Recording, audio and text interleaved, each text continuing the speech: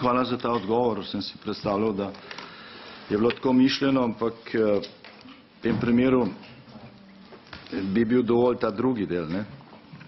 Bom razložil zakaj. Se pravi, bilo dovolj, če pisalo, če Državni zbor Republike Slovenije sprejme odločitev iz drugega odstavka prejšnjega člena. Policija tujca, ki je po uveljavitvi te odločitve nezakonito vstopi v Republiko Slovenijo, se na območju, na katerem se izvajajo ukrepi iz tega člena, nahaja nezakonito, privede državne meje in napoti v državo, iz katere je nezakonito vstopil. Zakaj je bilo to dovolj? Zaradi tega, ker je zaenkrat v Sloveniji samo nekaj točk, kjer bi se takšna situacija, ki je tukaj opisujete, lahko zgodila, to so pa letališča. Samo preko letališč lahko na ozemlje Republike Slovenije lahko pride nekdo iz nevarne države in je zanj Slovenija prva varna država, kjer lahko zakonito zaprosi za azil. Preko kopenske meje to ni možno, ker ima Slovenija kopensko mejo z 4 ne samo varnimi državami, nimamo teritorialnega stika z mednarodnimi vodami de facto, kolikor pa bi se to lahko zgodilo, je to pač pol pristanišče, ampak tudi to je situacija, kjer ni mož, ker se razmere, kot so bile na kopenskih mejah, pač ne more ponoviti, ker ne letalski, ne ladijski promet v Slovenijo ni takšen, da bi lahko 15.000 nezakonitih vstopov bilo. Kar se pa kopenske meje tiče, pa gledajte, takšne situacije ne more biti. Na kopenski meji lahko v Slovenijo vstopajo bodisi iz Hrvaške, bodisi iz Madžarske, bodisi iz Italije, bodisi iz Avstrije. To ne samo, da so vse varne države, to so vse države Evropske skupnosti oziroma Evropske unije. 3 od teh so tudi v Schengenu in Hrvaška ni v Schengenu, ampak je država članica Evropske unije, ki varuje zunanjo mejo Evropske unije. Ni Slovenija tista. Slovenija varuje šengensko mejo, ne varuje pa zunanje meje Evropske unije. To je meja med Hrvaško in Srbijo v tem primeru, pa Bosno in Hrvaško. Torej, če mednarodne konvencije in sporazumi, okrog katerih je bilo tukaj veliko govora, predvsem strani nevladnikov, veljajo in jih Slovenija spoštuje, potem preko kopenske meje nihče ne more vstopiti in izpolnjevati pogoje za to, da tukaj zaprosi za azil. Bi moral to narediti v prvi varni državi in to je pač cel ta obroč okrog. Tako da za situacijo, kakršna je bila v letu 2015, ko je prek Slovenije šlo 500.000 večinoma ilegalnih migrantov in beguncev, za takšno situacijo ta zakon ni nobena dodana vrednost. Vsi pogoji za to, da se zakonito prepreči vstop, so obstajali tudi takrat. In seveda vlada malo delno rešuje tukaj tudi tisto situacijo, ko je bilo jasno, da gre za nezakonite vstope, pa se je trdilo, da so zakonite, oziroma da so vsi predpisi bili spoštovani. Vsi vemo, da niso bili, vsi tudi vemo, da ni Slovenija povzročila tega vala, povzročila ga je Nemčija z odločitvijo vlade oziroma njihovega urada za begunce, ki je javno objavil, da Dublinska uredba ne velja, da se v tej situaciji ne uporablja več in pravni red Evropske unije vezan na migracije se sesul. Ni ga sesula Slovenija, nima takrat tudi nič naredila za to, da bi se vzpostavilo nazaj. In je tudi preko Slovenije šlo, prek slovenske šengenske meje šlo na 100.000 ilegalnih migrantov. Če je bil ta zakon sprejet, tako kot je, bo marsikdo rekel, ja, seveda takrat tega zakona ni bilo, pa nismo mogli pravilno ravnati, lahko bi. Tako da ta zakon ne preprečuje, tako kot je, ne preprečuje, da se situacija, kot je bila leta 2015, ponovi. Ker so tudi že takrat obstajali vsi formalni pravni razlogi, da se pač meja zapre. Druga je, če so obstajali tehnični in ostali pogoji, Vendar smo vedeli, da nevihta prihaja, napovedi so bile točne, jasne, vedeli smo, kdaj je Madžarska zaprla meje in bi se lahko prej pripravili. Tako da še posebej pa seveda ta ukrep ni neka velika dodana vrednost, če bo rešitev takšna, tudi glede tega drugega dela, ki je smiseln v tem prvem odstavku 10.b člena. Če boste rabili, ali pa če bo nekdo rabil dvotretjinsko odločitev državnega zbora. Državni zbor lahko z dvotretjinsko večino spremeni ustavo, sprejme ustavo, popolnoma drugo, sprejme ustavni zakon, razglasi izredne razmere, lahko naredi karkoli. Zdaj za nek ukrep operativne narave določi dvotretjinsko večino, ki je potrebna v državnem zboru, da se tak ukrep sprejme. To se lepo sliši, ampak po praksi to ni nobena dodana vrednost. Takšni ukrepi se običajno sprejemajo na zalogo oziroma se postopki pripravljajo na zalogo na ta način, da pač nek zakon pooblasti tistega, ki mora to narediti, in to je vlada, in v to smer gre sta dva amandmaja. Tako da mislim, da bi bilo to smiselno. Je pa nenavadno seveda, da tukaj vlada predlaga dvotretjinsko večino, opozicije pa za to, da ima vlada te pristojnosti. To redko srečamo, ampak to predlagamo zato, ker si približno predstavljamo iz prakse, kako se v takšnih situacijah lahko funkcionira.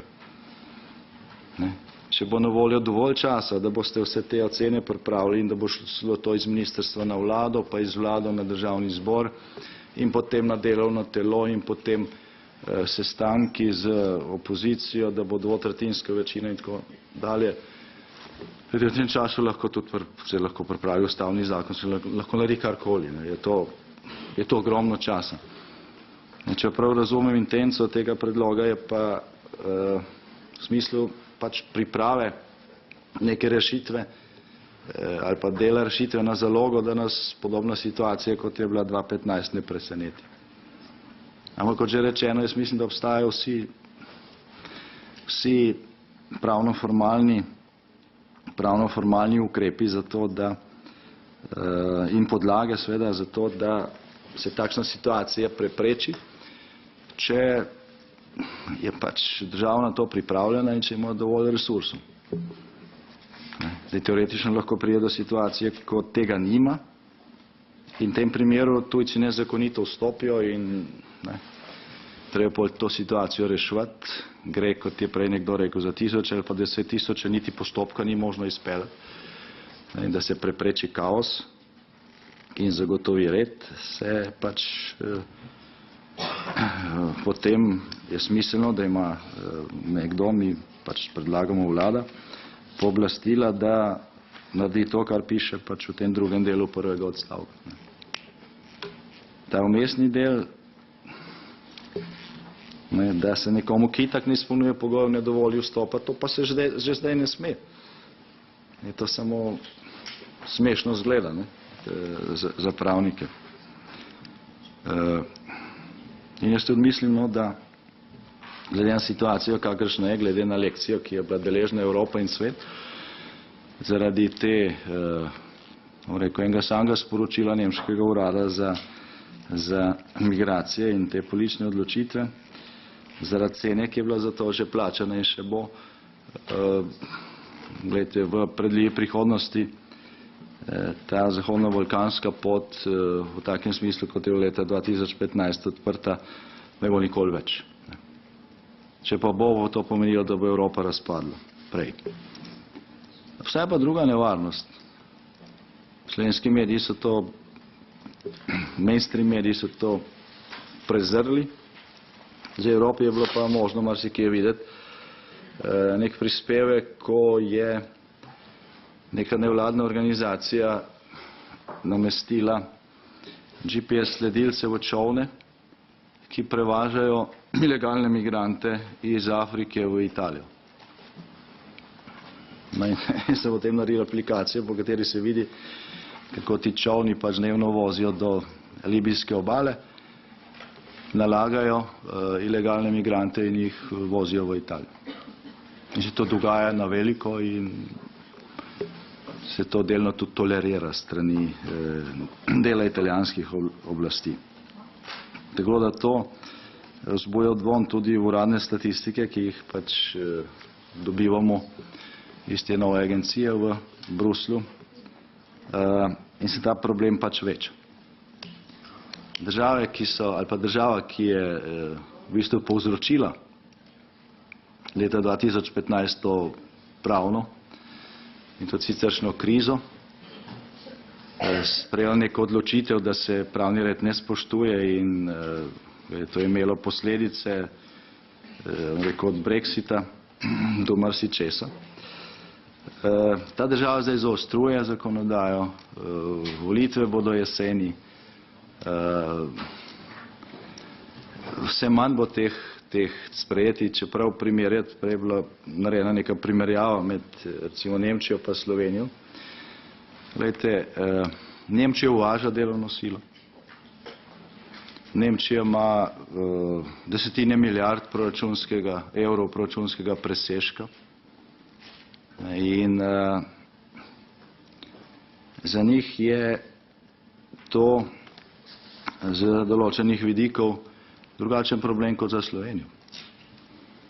Pri nas se ljudje, še posebej mladi, izseljujejo iz države s trebuhom za kruhom. Samo imamo dnevno migracijo, kakih 30 tisoč ljudi se vozi na delo v sosednje države. Statistika jih niti ne zajema, razen delno, ko jih obdavči, ko jih država obdavči. In imamo proračunski primanjkljaj. In imamo dolg na prebivalca, ki ga bodo odplačevali še naši vnuki. Torej nismo v enakem položaju. Hkrati pa Slovenija prosilcem za azil, ki jim azil dodeli, zelo benevolentno nudi pogoje, kakršne ne nudi 100 tisočem lastnih državljanov.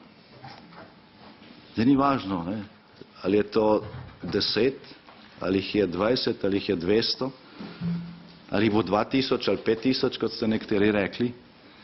Tudi če bi šlo za en sam primer, to na 100 tisoče naših sodržavljanov občuti kot krivico.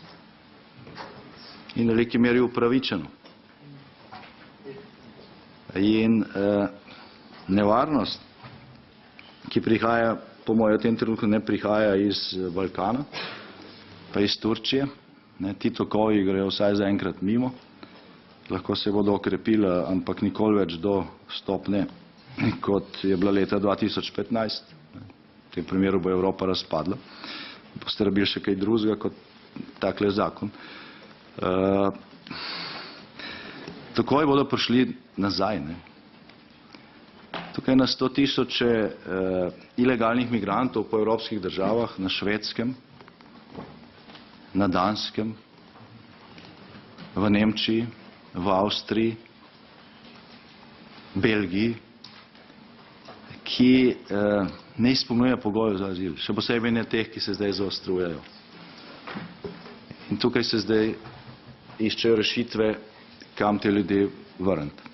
Mnogi od teh imajo štampilko, imajo edino listino, imajo neko pisanje, na katerem je štampilka slovenskih organov, ker so šli čez Slovenijo. Tukaj se je pritisk v skladu z Dublinsko uredbo. Evo, tja ste vstopili, verjetno z zraka, drugače ne bilo možno, formalno. To je tista država, ki je pač dolžna poskrbeti zanje. In tukaj se je pritisk krepil. Vemo, kaj to pomeni. In seveda vlada bo tukaj med kladivom in nakovalom. Prebramo eno pismo, ki jih prej prišlo. Se opravičujem za potrpežljivost, ampak mislim, da je važno, da ga slišite. da ste videli, kako ljudje razmišljajo. Pozdravljeni. Sem mamica princeske, ne bom povedal imena, katera je novembra 2016 dopolnila 2 leti. Pri starosti 3 mesecev so ji ugotovili rak na očkah. Desno okico smo žal izgubili in ima vstavljeno protezico. Za levo okico se še borimo, saj se rak ponavlja do 4. leta starosti. Zato hodijo vsak mesec na očesno kliniko na kontrole, ki so pod anestezijo. Problem nastane, ker hčerkice ne smem pisati v vrtec, da se ne bi nalezla bolezni, ker se potem kontrole prelagajo in s tem razkrivamo rast tumorsko in poslednjo še izgubo leve okice. Zato sem ostala doma brez službe, da skrbim za našo princesko. Dala sem vlogo za izgubljeni dohodek, katerega so mi zavrnili, čez da hčerka ni težko gibalno ovirana in ni umsko prizadeta. Sedaj sem se na odločbo pritožila na sodišču in jo izgubila. Sedaj čakamo že od avgusta lani sodnega izvedenca.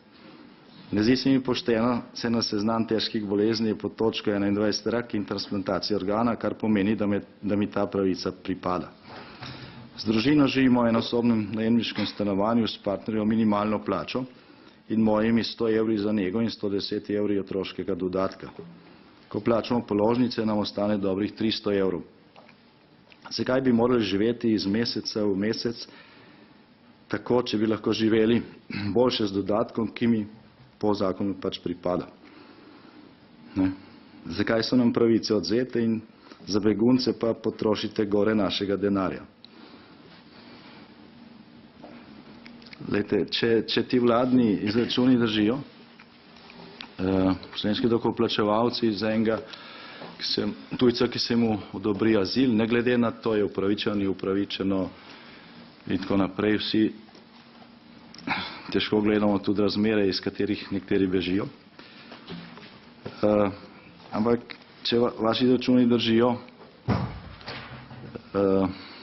pač neposredni socialni transfer, stanovanje, zdravstveno zavarovanje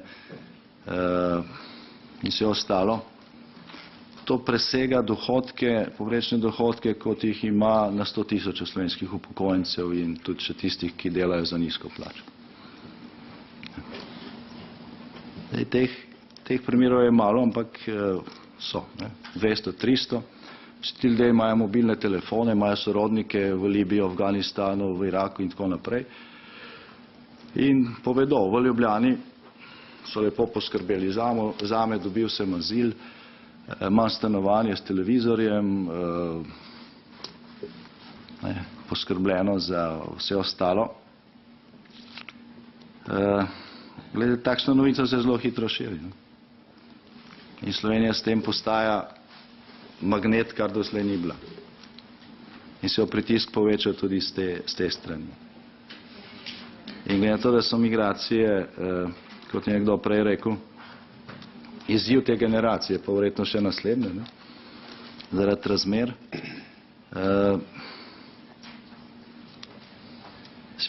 s tem treba bolj resno soočiti. Bolj resno soočiti.